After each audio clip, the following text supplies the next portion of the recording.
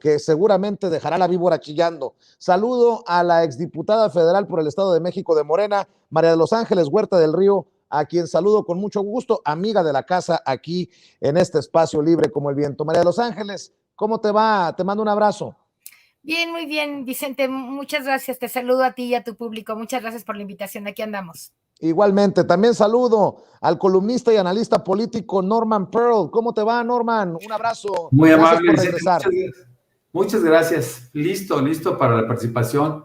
Me da mucho gusto estar en el programa y, por supuesto, compartir la mesa con personas con esa calidad intelectual que siempre muestran, ¿no? Y que además yo los conozco. Bueno, pues vamos a entrarle para dejar la víbora chillando. También saludo al escritor, al maestro, miembro de esta familia sin censura, Ricardo Sevilla. Ricardo, ¿cómo te va? Buenas noches.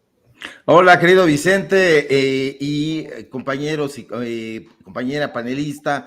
Pues aquí me va muy bien, muchas gracias, con mucho ánimo de participar en estos temas que siempre son candentes aquí en la mesa de censura. Buenas noches. Oiga, a ver, vamos a empezar, buenas noches. Vamos a empezar, María de los Ángeles, ¿cómo ves a este curita discriminador, racista? Este sí que no tiene perdón de Dios. Yo pienso que este comentario es la punta del iceberg de algo que tiene que preocuparnos mucho en la sociedad. Mira, el tema de una sociedad racista y clasista no puede ser algo nuevo, ¿no? No es algo nuevo. Nosotros sabemos que la nuestra ha sido tradicionalmente una sociedad donde se expresa mucho, sobre todo el clasismo, ¿no? A la gente le gusta, a la gente de cierta clase le gusta diferenciarse de la gente morena o de a quienes llama indios o indígenas, ¿no?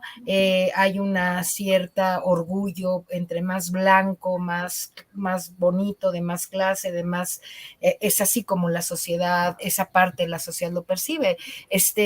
Cura expresa ese formato de pensamiento de muchas personas. Se ha dado una lucha muy grande en este país por tratar de quitar esos prejuicios y establecer que no es ni el color ni la clase social lo que es relevante para poder hablar de la gente. Hay un lenguaje ahora de ser políticamente correctos, de no referirnos a una persona por su clase o por su color o por ¿no? Denigrando ese aspecto. Pero la verdad es que ocurre. Claudio X González, Gustavo Hoyos, el PRIAN, este padre, etcétera, ¿no? Y una clase de odiadores que todos los días se expresan en los medios de comunicación, son justo una clara manifestación de eso. Ellos quieren agrandar esta especie de desigualdad, ¿no? Fifís y chairos. Nosotros somos chairos, los chairos pues somos o morenos o de morena o de una clase social en donde no hay mucho dinero, ¿no? Somos en su lenguaje clasista nacos o chairos o no fifís, ¿no? Y ellos son fifís, blancos, claros, ricos, según ellos inteligentes, etcétera. Bueno, toda esta diferencia sí existe en la sociedad. Creo que el padre lo expresa, creo que debe preocuparnos y creo que tenemos que hablar de eso. No podemos ocultar que México y los mexicanos somos una sociedad muy clasista, muy racista, y que el tema de que hoy esté gobernando un ciudadano que está favoreciendo a las clases más desprotegidas y que de acuerdo con la clasificación sería la clase pobre, morena, no pudiente, etcétera, es algo de lo que tenemos que hablar, amigo, creo, ¿no? Y Claro. es un tema real y está, y no hay que esconderlo, hay que hablar de él. Y también deberíamos de incluir a esto que una asesora del PAN está yendo a entrenarse, a leccionarse de los más conservadores de los conservadores en Europa, solo por mencionar esta situación. Y ya hablaremos del tuit también amenazante de Claudio X González. Norman Pearl, no es coincidencia que sale en curita a tirarle estiércol a un gran personaje mexicano como Benito Juárez. y no es coincidencia que estamos viendo estos brotes de discurso discriminador, racista, clasista, pues en nuestra vida, en nuestra realidad. Mira, es muy lamentable encontrarnos con este argentino que no tiene idea o no tiene muy claro que en México nunca se habló del Indio Juárez, cuando menos no de que yo lo haya percibido. Sin embargo, es también importante citar que el clero ha sido siempre parte del poder específico de México y de América Latina. Yo hace unos días publiqué, como cada lunes, un artículo donde me refiero justamente a la evolución del poder político en México, ¿no? Y cómo hablo con cierta claridad de ha sido necesario o fue necesario en su momento que el poder político se acompañara del poder de la Iglesia para poder ir consolidando un poder que permitiera, un poder único, que permitiera el control y la manipulación de toda nuestra población. El caso específico del poder de la Iglesia, pues se ha ido diluyendo, ¿no? La gente ha percibido sus alcances. Sabemos, yo lo decía en mi artículo, que lo que nos ha dejado, pues es básicamente una trayectoria de pederastia, una trayectoria de abusos, una trayectoria de excesos que les ha ido demeritando, ¿no? Y ha perdido poder, pero siempre acompañado al poder político en turno, generalmente un poder político neoliberal. Y en este caso, hablo también de la evolución que tiene esta combinación de poderes, en donde después se incorpora al poder empresarial de unos cuantos, ¿no? De los privilegiados, que termina por quedarse con el poder en México. Y justamente ahora estamos hablando de manera recurrente de Claudio X González, quien a la luz de los hechos, pues aparentemente controla sin mayor problema a este pequeño 20-22% de la preferencia de votación que habría en el país y que está conformada por el PRI, el PAN y el PRD. Me parece que hablar de ese cura, de ese sacerdote, a mí me molesta que les digan padres porque es otra connotación, pero bueno, finalmente la Iglesia siempre ha formado parte de los grupos dominantes, ¿no? Así es. Indio, dice el curita de Benito Juárez, mi querido Ricardo Sevilla. Yo siempre he creído que los sacerdotes son personas muy cultas, muy estudiadas, pero también por ahí se va uno que otro pendejo.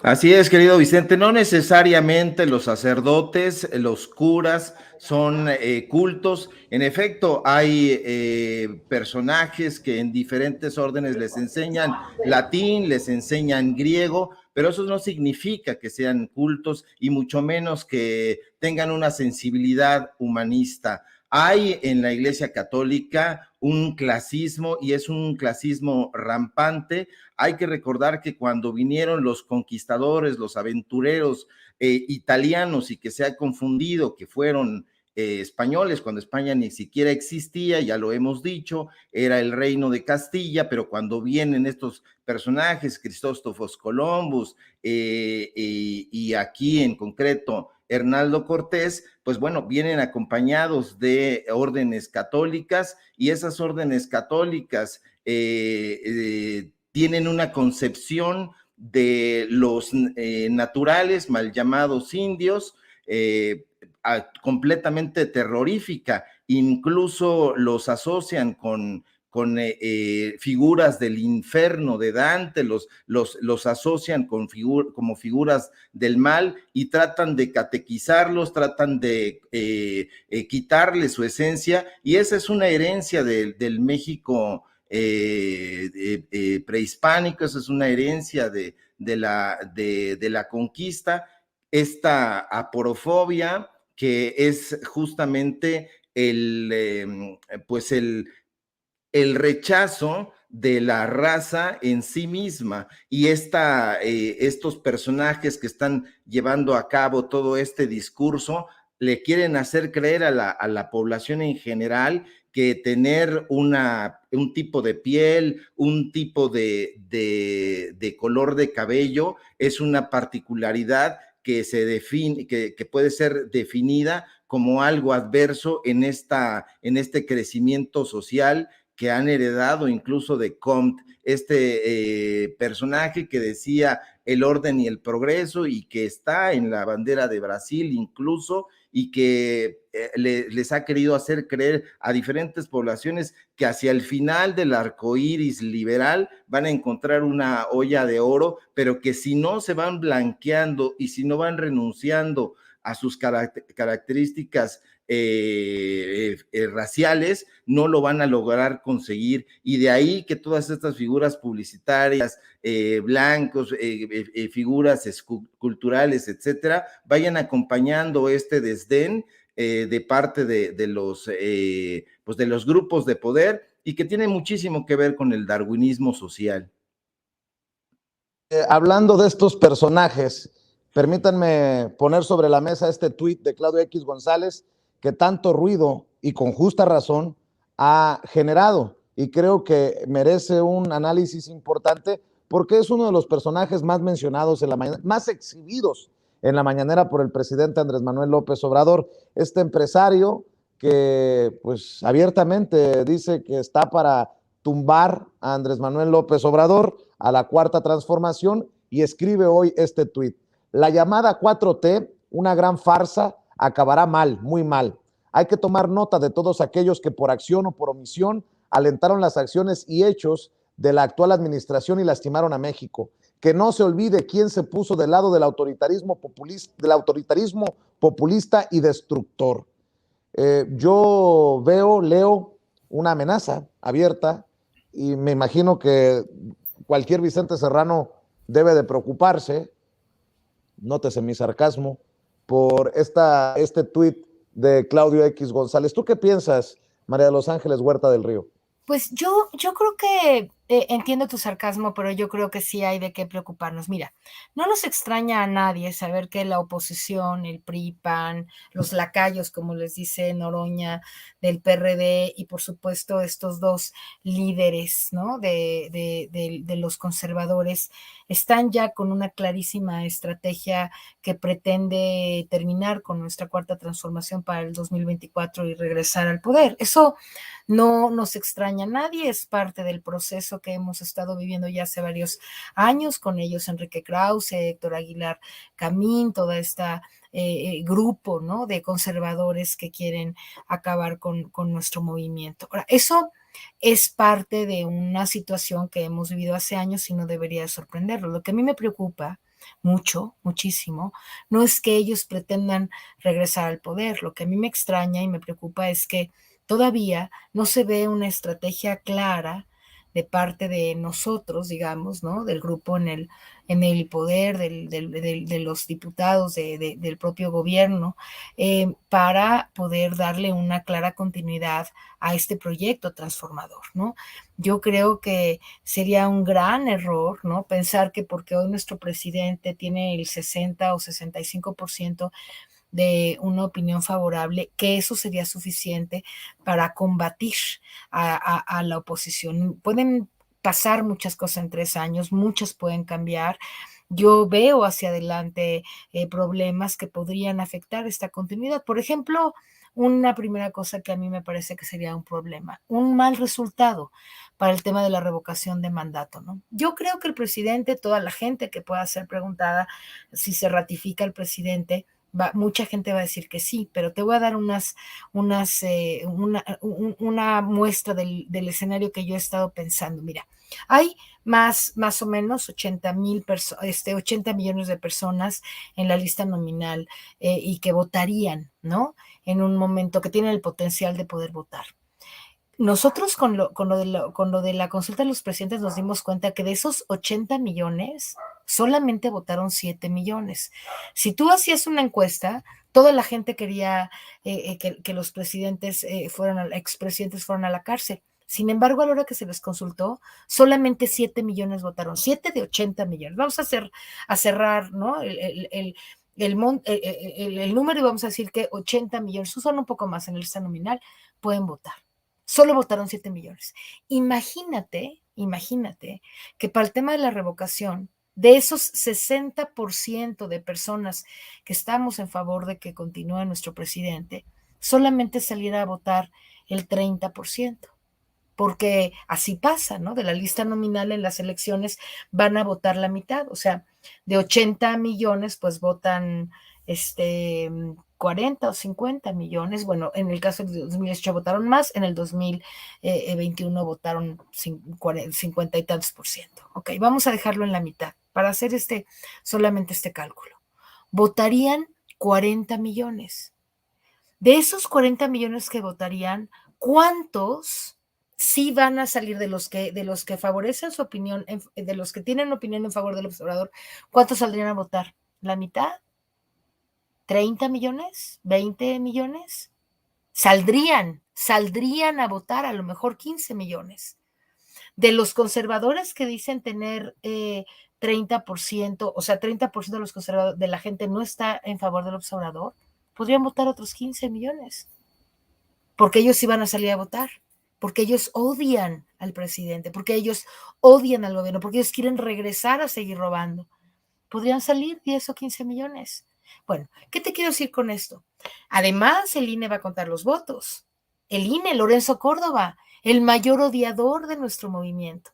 Además, van a callar al presidente por más de 2 meses, porque aceptaron estúpidamente, en mi opinión, los lineamientos del INE que pasan por impedir que el presidente pueda comunicarse con la gente por al menos 2 meses. Todo eso, más los medios de comunicación todos los días, todo el tiempo hablando, los medios de comunicación, los mainstream media, digamos, ¿no? Los medios de comunicación abiertos que ve pues la mayoría de la gente. Todo el tiempo, a todas horas, están hablando mal del presidente. Ellos sí tienen una estrategia. Tienen a Lorenzo Córdoba, tienen los lineamientos del INE, tienen a lo mejor no hay un empate, pero a lo mejor vemos cifras en donde la diferencia entre quienes quieren revocar al presidente y no queremos que se revoque no sea una diferencia así, sino sea una diferencia así. Y entonces, si eso pasa en marzo, van a traer de un hilo al presidente 3 años. Y si traen 3 años al presidente de un hilo, además de los medios de comunicación, además de la crítica sistemática y de las mentiras que todo el tiempo, todos los días le dicen al público ciudadano, estamos corriendo un riesgo y es un riesgo real. ¿Dónde está la estrategia del proyecto de la Cuarta Transformación? ¿Cuál es? Porque en la comunicación no están haciendo estrategias claras, excepto la mañanera, que es extraordinaria, y nuestro presidente, por supuesto. ¿Dónde están las estrategias de comunicación para aclarar todas las miles de mentiras o decenas de mentiras que diariamente dicen los medios de comunicación? ¿Dónde está la fuerza para que el INE no se esté imponiendo, para establecer sus lineamientos y que todo el mundo acaba aceptando todo lo que dice el INE? ¿Dónde están las estrategias? ¿A qué horas está la unidad entre Morena y todos para salir y decir Hoyos y X González están equivocados y vamos a hacer tal y vamos unidos en una candidatura o en las candidaturas o en la encuesta? ¿Qué está pasando? Yo no estaría muy contenta. Yo sí estoy preocupada, francamente preocupada. Te voy a decir una cosa y con esto termino.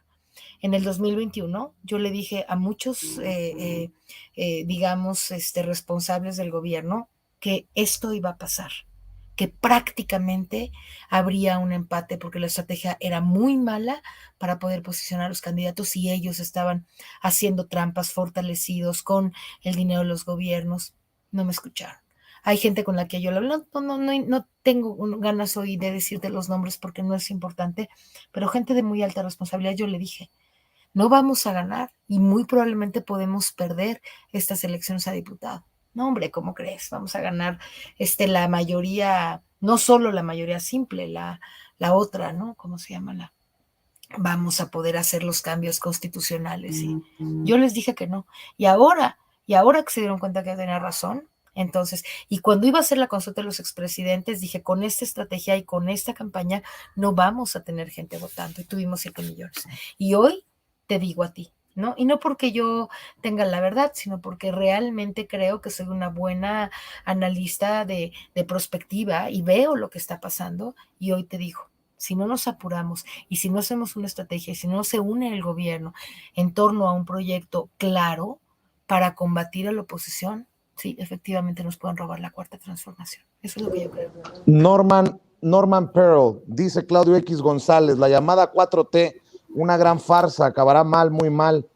Bueno, esa es su opinión y hay libertad de expresión en este país. Lo preocupante es, hay que tomar nota de todos aquellos que por acción o por omisión alentaron las acciones y hechos de la actual administración y lastimaron a México. Que no se olvide quién se puso del lado del autoritarismo populista y destructor.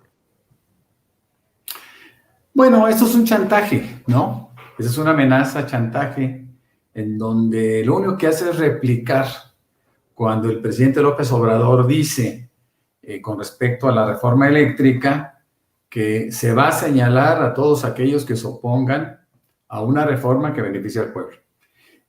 Yo creo, a diferencia de María de los Ángeles, que por cierto, tengo que corregir, el listado nominal es de 92 millones de personas.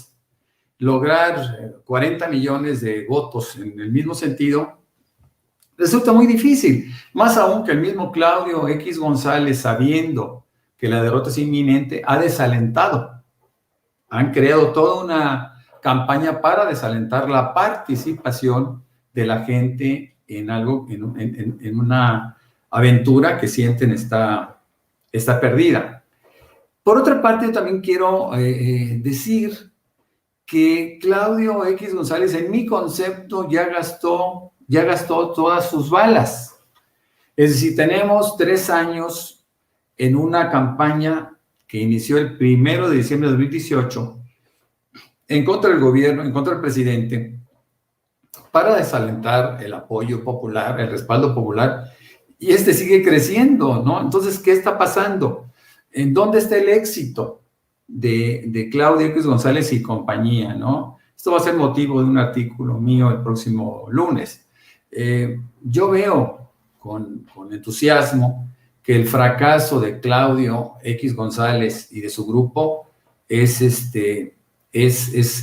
claro y están desesperados, ¿no? Todos este tipo de declaraciones, hemos visto de todo, hemos visto marchas, hemos visto las marchas fifís, hemos visto espectáculos denigrantes para ellos mismos como organizadores, ¿no? Les ha fallado todo, en todo han fracasado, ¿no? Yo no soy tan pesimista en ese sentido, creo que se equivocaron, que no fue el camino, que no solo no han sabido hacer oposición, no han sabido crear estrategias para destrozar siquiera, vamos, que ha sido una lata, pues sí, es una lata que se esperaba, ¿no? El presidente tiene una inteligencia muy particular que le permite contrarrestar esto a través de su propio medio, a través de la mañanera. Ahora, es increíble que Claudio X González, a pesar de haber comprado a todos los medios habidos y por haber en México, con rarísimas excepciones, honrosísimas excepciones, diría yo, no han avanzado, siguen fracasando, han invertido miles de millones de pesos y no han logrado desbarrancar al presidente.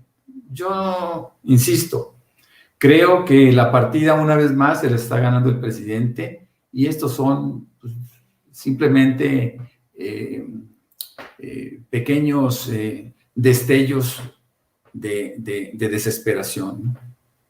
Ricardo Sevilla, ¿no es un llamado de Claudio X González a elevar el nivel de el discurso violento? ¿No es promover la violencia? ¿Qué es? Es una amenaza absolutamente descarada.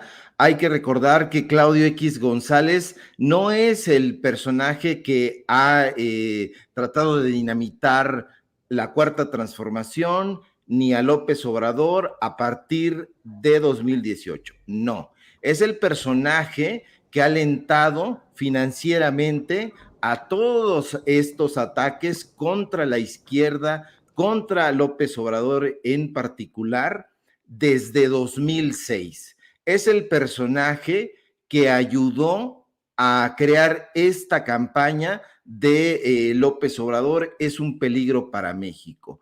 Es este personaje que ha creado casi cada fin de semana las asociaciones que se presumen como de la sociedad civil que vivían de los fideicomisos. Es el personaje que ha comprado subrepticiamente las conciencias de estos supuestos intelectuales, de Héctor Aguilar Camín, de Amparo Casar, de todos estos aliados estratégicos que aparecen prácticamente repetidos en todos estos lugares, en el IMSS, con Mexicanos contra la Corrupción, en Vamos México, en todos estos siempre está la participación de estos sujetos. Y si bien es cierto que presentan y representan figuras sobadas, narrativas anquilosadas, sí es una amenaza latente y es una amenaza que tiene resultados contraproducentes para esta prensa recién nacida en medios de comunicación alternativos, porque tiene todo el poder económico para pagar, como decía María de los Ángeles, prácticamente durante las 24 horas, durante los 365 días, campañas de tergiversación, campañas de descrédito, campañas de fake news en contra no solamente del presidente y la Cuarta Transformación, sino de los comunicadores que de alguna u otra manera estamos tratando de sacar adelante un proyecto que no tiene absolutamente nada que ver ya con las élites, pero que si tú te das cuenta, todavía hay generaciones que no disponen diestramente de estos medios de comunicación y que se sientan todavía frente al televisor en búsqueda de información, y esta información los lleva a estos repositorios, a Javier Alatorre, a Denise Merker, sus mesas de análisis, tercer grado, donde encontramos a Raimundo Rivapalacio, donde ayer Raimundo Rivapalacio nos dedica a ti, a mí, a la gente de Sin Censura, su portada, tratando de denostar, y ahí en todos los lugares donde él está y donde él pisa, trata de caricaturizarnos. ¿Para qué? Para después desecharnos, y esa es una batalla cruenta, pero yo confío, como Pearl, que hay una conciencia crítica ya de parte de la población que está buscando de alguna u otra forma esta información, le está llegando, la está analizando, no solamente la está recibiendo y la está consumiendo, la está analizando y se le presenta acompañada de datos duros, de facturas, de contubernios, de imágenes, de todo lo que han hecho, de todo lo que han venido a hacer y de lo que quieren continuar haciendo, que es desvalijar este país. Yo no creo que la Cuarta Transformación sufra una pérdida. Yo creo que hay embates, pero que definitivamente ya la sociedad mexicana en su conjunto tiene una ruta crítica irreversible. Déjenme, para cerrar la última ronda, déjenme proponer este otro tema para escuchar sus reflexiones, sus opiniones. El presidente Andrés Manuel López Obrador insiste en la crítica sobre la UNAM por no denunciar al neoliberalismo. Se derechizó, dijo el presidente Andrés Manuel López Obrador, y esto ha generado mucho ruido en todos los círculos políticos, académicos, en fin. María de los Ángeles Huerta del Río, ¿qué piensas de esto, de esta crítica del presidente Andrés Manuel López Obrador a la UNAM? Sí, mira, yo creo que hay gente que está opinando que el presidente abrió un frente innecesariamente, ¿no? Yo creo que el presidente tiene razón y te voy a decir por qué. Yo, como egresada de la universidad, soy generación 82-86 y luego hice un diplomado en la UNAM y me tocaron dos rectores, uno fue Carpizo y otro fue en el tiempo en el que yo estudié. Te voy a decir lo que a mí me parece que el presidente realmente quiso expresar, y es la idea genérica de que la UNAM, en manos de los rectores o en manos de la autoridad o de los dirigentes que ha tenido en los últimos 36 años, digamos, contando desde el periodo de Carlos Salinas en 1988, realmente sí se ha derechizado, y yo te lo voy a demostrar. Mira, si partimos de 1988 a la fecha, ha habido 6 rectores: Jorge Carpizo, José Sarucán, Francisco Barnés, Juan Ramón de la Fuente, Narro Robles y el actual Enrique Grau. Bueno, todos, excepto el último, ocuparon un cargo público de alto nivel en el PRI o en el PAN.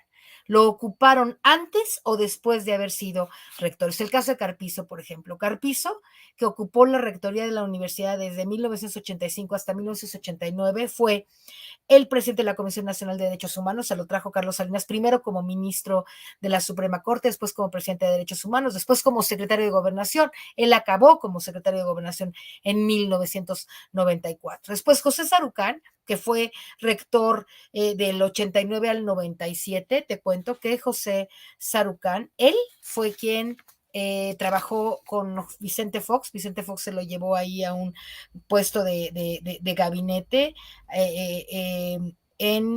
y renunció en el 2002, o sea, estuvo desde el 2000 hasta el 2002. Francisco Barnés Castro, que fue una pesadilla, él era del equipo de Zedillo, era secretario de Energía de Zedillo, ahí estaba como subsecretario de Hidrocarburos y Política Energética, y él fue el que vino a la UNAM a ser rector en 1997, 99. Yo estaba como profesora en la UNAM, me acuerdo que conformamos un enorme movimiento en contra de este rector porque fue el que quiso imponer las multas en la UNAM, lo deben recordar muy bien los compañeros. Fue terrible, ¿no? Trató de reformar lo del pase reglamentario, presentó ese reglamento general de pagos al que nos opusimos toda la UNAM y tuvo que salir del puesto. En 2 años se fue. Claro que era gente de Zedillo y claro que quería privatizar o ponerle costos a la UNAM que es gratuita. Después vino José Ramón de la Fuente.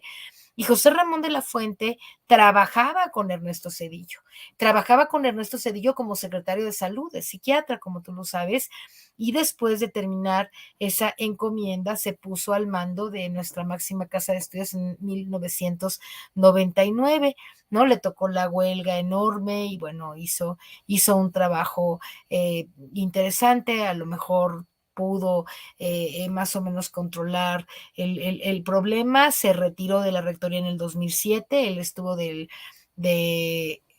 99, te dije, a 2007, y bueno, tuvo un puesto ahí importante en el Consejo de Naciones Unidas, y bueno, después ya ahora, como sabes, el propio presidente lo dejó ahí, pero él venía del gabinete de Ernesto Zedillo también. O sea, a Ernesto Zedillo le tocó tener 3 rectores. Y después José Narro, ya de José Narro, pues, ¿qué te digo? Toda la gente lo sabe. Él tuvo 2 periodos, del 2007 al 2015, ¿no?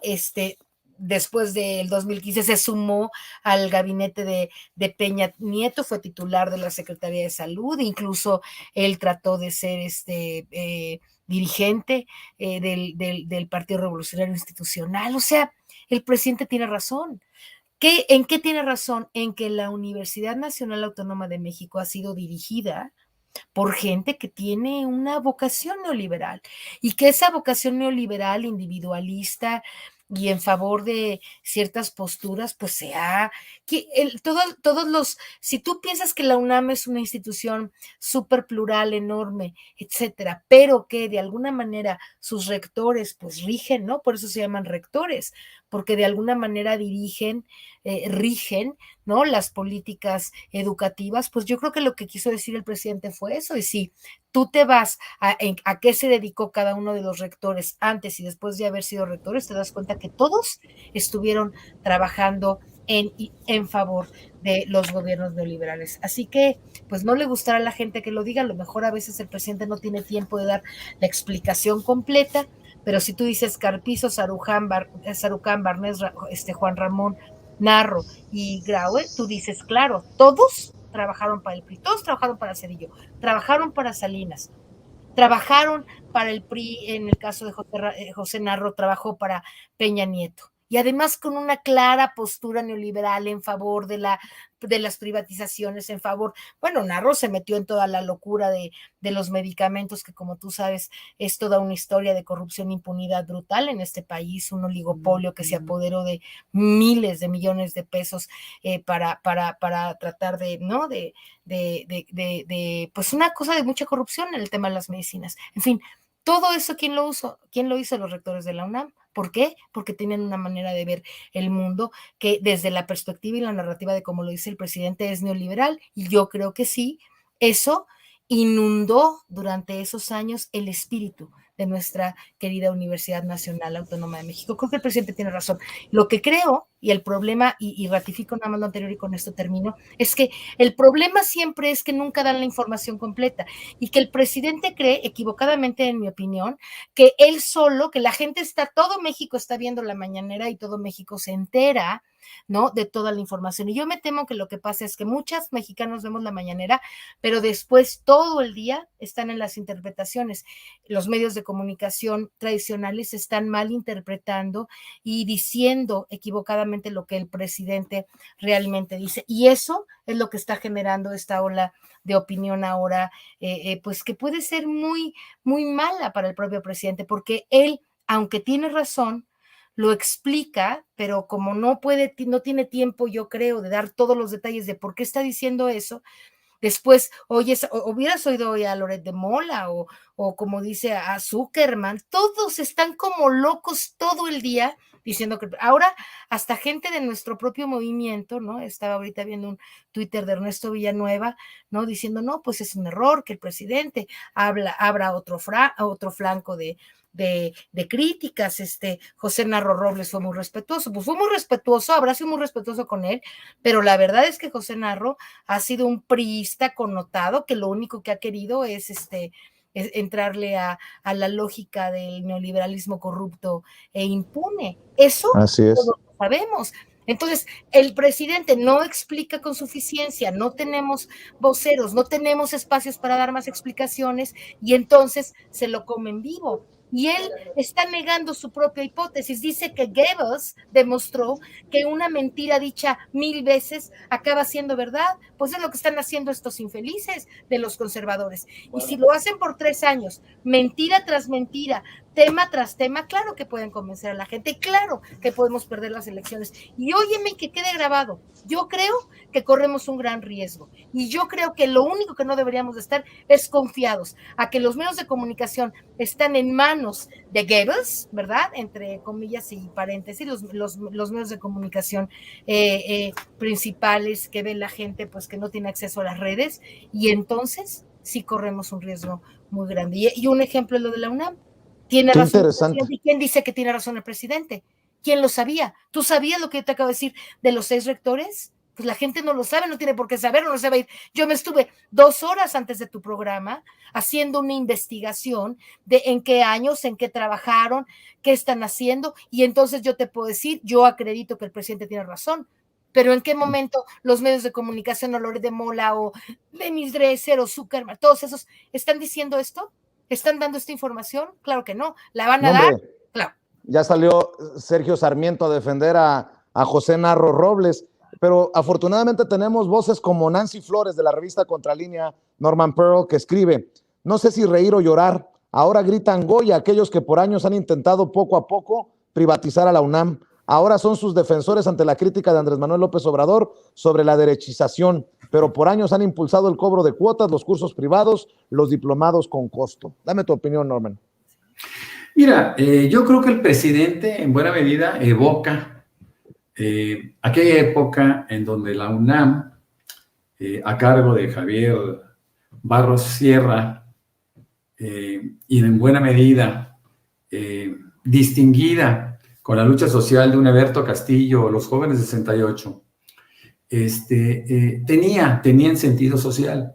Y todas las carreras, todas las disciplinas tenían sentido social.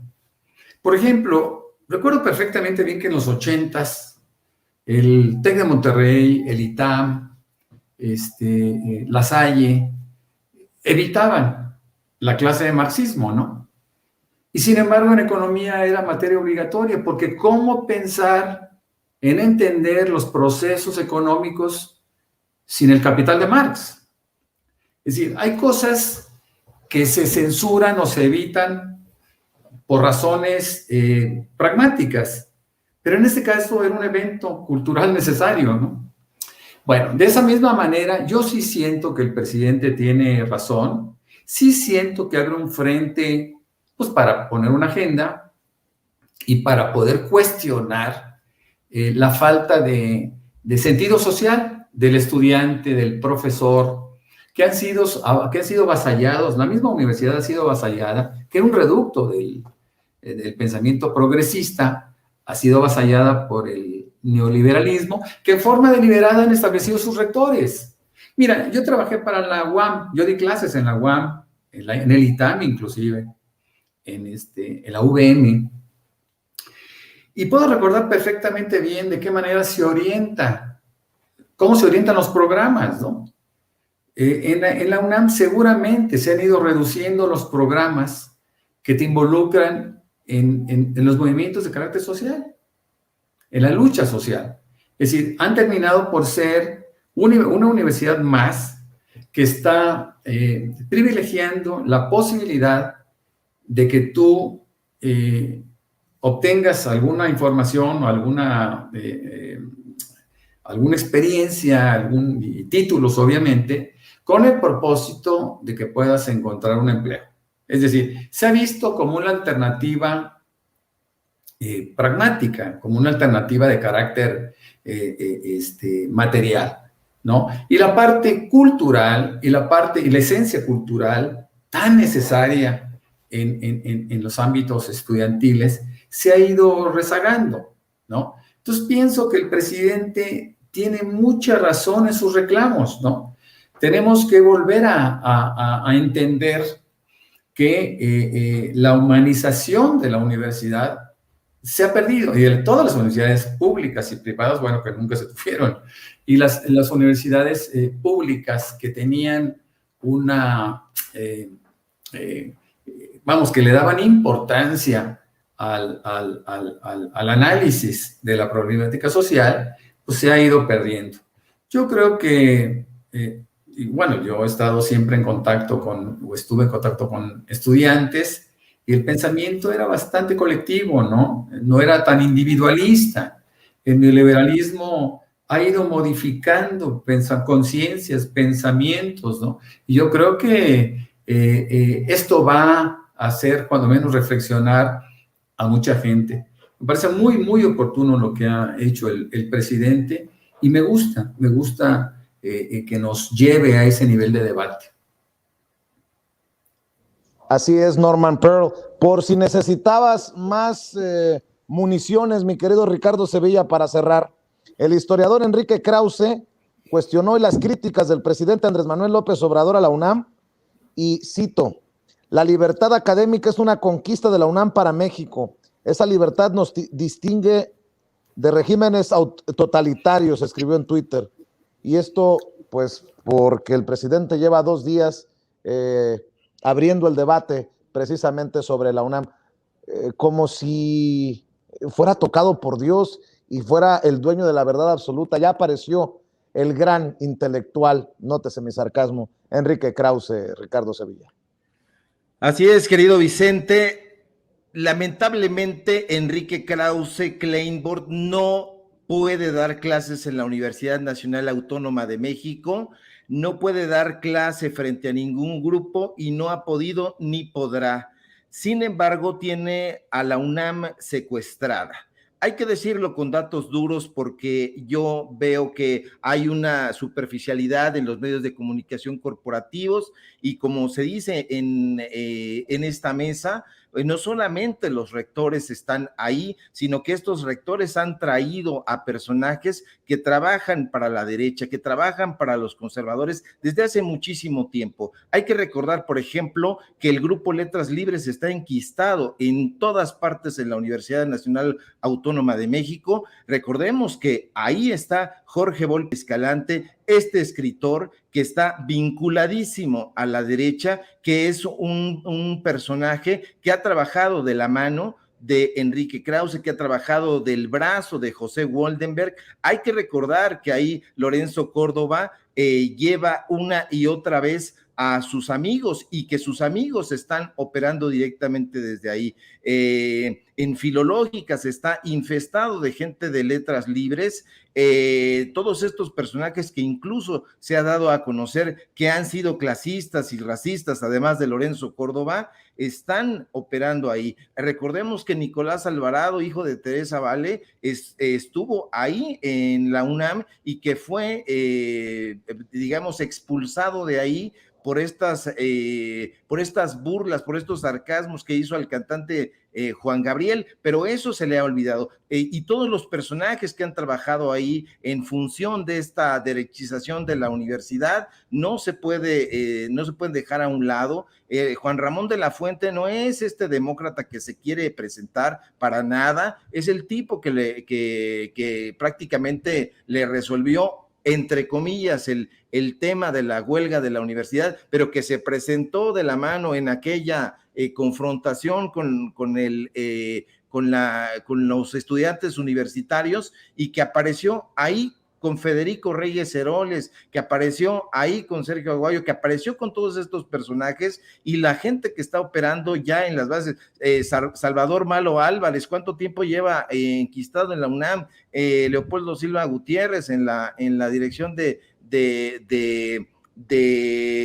servicios escolares, etcétera. O sea, esa universidad está tomada desde la derecha desde hace mucho tiempo. José Woldenberg sigue en sus cátedras en la Facultad de Ciencias Políticas, siempre hablando a favor del neoliberalismo. Ciro Gómez Leiva, en la Facultad de Ciencias Políticas, en posgrado, era el profesor de una materia que se llamaba, paradójicamente, prensa contestataria. Yo soy egresado de la Facultad de Ciencias Políticas y conozco perfectamente. No nos desgarremos las vestiduras y tratemos de negar que todas estas cosas, esta apertura de puertas de la universidad en sus diferentes facultades, particularmente en economía, en derecho, en políticas, le han abierto las puertas a este tipo de personajes. Allá han estado muy campantes dictando conferencias, mesas redondas pagadas por esta derecha, y es prácticamente más conservadora que el propio ITAM, y lo digo con todas sus letras.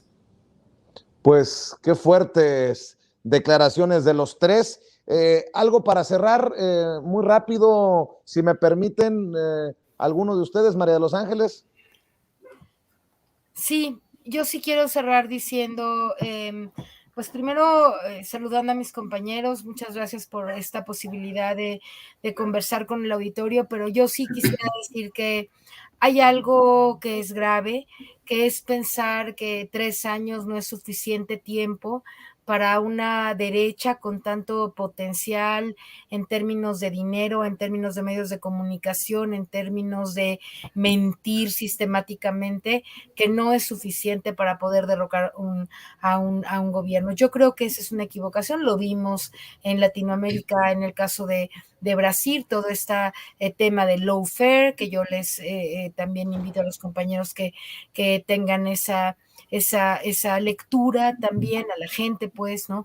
Porque minimizar el grado de potencia que tiene la oposición para tratar de modificar la opinión de la gente sería un gravísimo error. Creo que tienen la estrategia, tienen la capacidad económica, tienen a los medios de comunicación, y aunque ya estén quemados y sean unos sátrapas y sean los conservadores y sean lo que quieras, imbéciles, lo que sí tienen es muchos recursos que nosotros, me parece a mí, que no estamos mostrando tener, y simplemente pues ve la diferencia de votaciones, ¿no? Porque la gente puede decir, pues es que ganamos muchos estados, y es cierto, ese es un triunfo de Morena y de sus aliados, pero perdimos algunos diputados que hoy está costando muchísimo trabajo en la Cámara de Diputados, lo sé porque ando por ahí todavía trabajando, estoy con Gerardo Fernández ahí trabajando, y yo me doy cuenta del gran trabajo que cuesta ahora en la Cámara de Diputados lograr cosas, porque hay que estar sistemáticamente pues negociando y hablando, y los votos del PRI, ¿no? Y que vayan todos, y si no van no se ajusta y poquito, y en fin, está duro. Yo viví un proceso legislativo ya, y no era tan difícil como lo está haciendo ahora, y no implicaba tantas negociaciones y estar pues aceptando cosas que de otro modo, si fueran más diputados de Morena, no se tendría que estar aceptando. Es una realidad. Solo pasó en 3 años, y solo pasó en 3 años. Así que ahorita taparse los ojos y decir, no, estamos muy bien, no pasa nada, sería un error muy grande, y me parece que el presidente no puede cometer ese error, y si lo comete, pues vamos a pagar el alto costo de volver a regresar, al PRIAN, con estas amenazas, porque lo que está diciendo X González es, estamos tomando nota, de quienes están a favor de esta transformación, así que yo me preocuparía mucho más de lo que se ven de preocupados algunos compañeros. Esto es todo, y mucho gusto saludarte, Vicente. María de Los Ángeles Huerta del Río, ¿en dónde te busca la gente? ¿En dónde te encuentra en redes? Tengo mis redes, como en Facebook, tengo a nombre de Gela Huerta, igual que en Twitter, en Instagram y todas las redes sociales. Gela Huerta, querido Vicente, muchas gracias. Te mando un abrazo, muchas gracias, María de Los Ángeles Huerta del Río. Norman Pearl, ¿con qué reflexión, comentario cierras? Mira, yo no creo, es decir, vamos, no coincido en todo con María de Los Ángeles, por una razón. El ataque que se ha dado y que se ha recibido en esos 3 años de gestión gubernamental, y como bien decía Ricardo, desde el 2000, no desde el 2006, desde el año 2000, pues también de alguna manera tenemos que valorarlo, tenemos que cuantificar el daño. Y yo creo que ha sido un daño bastante relativo, porque el índice de apoyo, el índice de popularidad del presidente, no solo no ha bajado, ha subido. La referencia clara, o más clara que yo tengo, es de Parametría, en niveles de 70-72%. No hay que olvidar que Parametría es la casa encuestadora que tuvo mayores éxitos en los últimos años, incluyendo 2018. Y esto le sitúa como la casa con mayor veracidad. Entonces, es increíble pensar que... es decir, yo no quiero pensar tampoco que el trabajo sistemático que ha hecho la derecha tenga un resultado o tenga un premio en el último trienio, que no tuvo en el primero. No, es muy evidente el fracaso que han tenido en las estrategias. Y yo quiero recordarle a María de Los Ángeles, ella pues, por supuesto que conoce mejor este tema, que el oficialismo o el gobierno en turno, en un sexenio, generalmente en el segundo, es decir, en las primarias, por así decirlo, o más que primarias, en las intermedias, generalmente tienen una votación bastante menor. Ese es un fenómeno que se da en muchos países, ¿no? Hay menos entusiasmo. De tal manera que yo no creo que debamos de preocuparnos tanto por ahí. Rescato, para mi gusto, algo que me mueve en cuanto a la difusión. Yo sí no creo que, yo también creo que no se tiene o no se ha podido llegar a un aparato de difusión que sea suficientemente fuerte de los logros de este gobierno. Lo que se ha hecho en este periodo es algo espectacular, ¿no? El presidente lo dice, como dice María de Los Ángeles, de una manera muy general, hace pequeños énfasis, después ya se cambia a otros temas, no le alcanza el tiempo, pero realmente yo creo que ahí sí el gobierno tendría que emplear un poco más de presupuesto, porque hay que difundir los logros, hay que cacarearlos, como se suele decir. Vicente, muchas gracias. Eres muy, muy amable con tu invitación. Estoy muy contento. Dime, Norman. No, y también quiero, por supuesto, agradecer a María de Los Ángeles y a Ricardo Sevilla sus participaciones, que para mí son extraordinarias. Yo soy el agradecido, yo soy el honrado. Estoy muy contento porque hemos logrado conformar esta mesa, y ojalá sigamos coincidiendo, porque creo que la audiencia es la beneficiada y es la que lo reconoce y lo aprecia. Norman, ¿en dónde te encuentran en redes sociales? En Twitter soy Norman F. Pearl. Norman F. Pearl es mi cuenta de Twitter. Y en Facebook yo tengo dos cuentas, una cuenta normal y otro que le llaman fanpage, que es igual, al mismo nombre, Norman F. Pearl o Norman Pearl. Muy bien, agradecido Norman. Ricardo Sevilla, ¿con qué cierras tú? Sí, muchas gracias antes que nada a María de los Ángeles, a Norman por este intercambio de ideas que es necesario, que es fundamental para la transformación de este país. Yo creo también que desde diferentes trincheras hay que hacer nuestro trabajo. En el caso de nosotros, los periodistas, estamos tratando de develar información con datos duros sobre estos personajes, sus vínculos, las organizaciones con las que están trabajando, los recursos que están empleando en todo esto, y los políticos tendrían que hacer lo propio en sus diferentes trincheras también, los senadores, los diputados. El gobierno federal no es esta pieza hermética. El presidente de la República no es, desde mi punto de vista, el responsable directo de ciertas políticas e incluso de los errores que se les pretenden achacar. Hay personajes alrededor del propio presidente que incluso han tratado de obstaculizar el libre flujo de esta transformación. Uno de ellos es sin duda el fiscal Gertz Manero, que ha retrasado, como se ha dicho, como si fuera un elefante reumático, pues todas estas investigaciones en torno a la corrupción. Por otro lado, pues están ahí senadores que no sirven para un bledo, como el caso de Germán Martínez, que es alguien que está enquistado ahí, pero que es evidentemente panista. Los problemas internos que se están llevando a cabo en Morena, en ese partido político que pareciera que se está desgajando antes de tiempo, y yo creo que esto no abona nada a la transformación del país. Creo que deberíamos de dedicar un poco más de tiempo y menos de beligerancia en este tipo de responsabilidades, y nosotros vamos a continuar apoyando desde esta trinchera y desde donde nos inviten para dar a conocer estas revelaciones, pero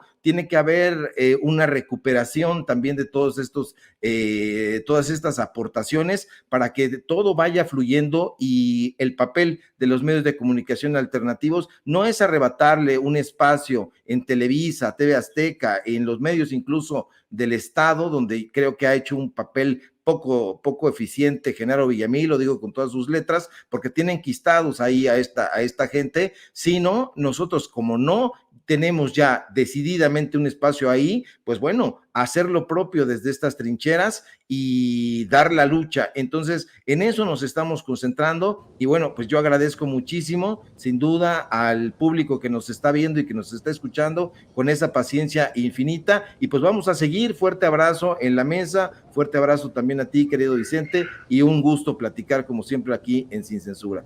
Y tus redes, querido Ricardo, para que la gente te siga. Claro que sí, pues puedes seguirme por favor en mi cuenta de Twitter, @SevillaCrítico, y en mis cuentas de Facebook, cuenta personal y fanpage que le llaman Ricardo Sevilla, así nada más. Y bueno, aquí en Sin Censura, donde estamos participando de lunes a viernes al filo del mediodía, y en estas mesas de análisis cuando se nos invita. Muchísimas gracias y buenas noches. Gracias, Ricardo. Gracias, Norman. Gracias, María de los Ángeles. Que pasen excelente noche. Cuídense.